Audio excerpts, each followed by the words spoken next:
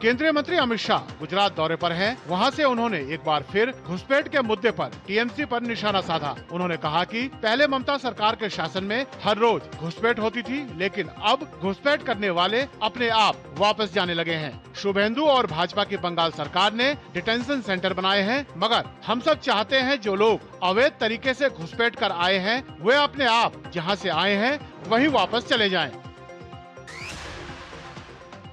विदेश मंत्री एस जयशंकर ने साइप्रस में जिम्निक बैठक में भारत का प्रतिनिधित्व किया। यूरोप के विदेश मंत्रियों की इस बैठक में भारतीय विदेश मंत्री ने यूरोपीय संघ के साथ अवसरों और सहयोगों पर चर्चा की। विदेश मंत्री ने फ्रांस के विदेश मंत्री जीन नोएल बारोट संग मुलाकात की और दोनों देशों के संबंध मजबूत करने पर चर्चा हुई। विदेश मंत्री ने स्लोवाकिया और एस्टोनिया के विदेश मंत्रियों संग बातचीत में सहयोग बढ़ाने पर जोर दिया।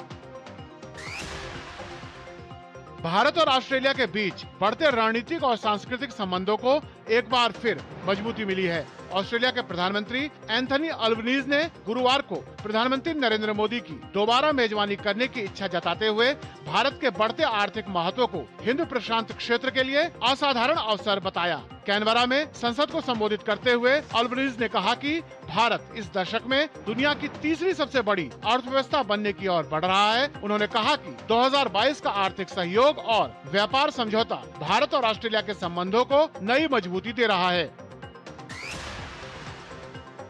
केंद्रीय वाणिज्य एवं उद्योग मंत्री पीयूष गोयल कनाडा के 3 दिवसीय दौरे पर हैं। इस दौरान पीयूष गोयल ने टोरंटो विश्वविद्यालय के monk school of global affairs and public policy में छात्रों, शोधकर्ताओं और शिक्षकों को संबोधित किया। इस दौरान उन्होंने भारत कनाडा आर्थिक संबंधों, भारत की आर्थिक प्रगति और द्विपक्षीय व्यापार एवं निवेश सहयोग पर चर्चा की। इस दौरे का मकसद भारत कनाडा व्यापक आर्थिक साझेदारी समझौते यानी CEPA पर चर्चा को आगे बढ़ाना है।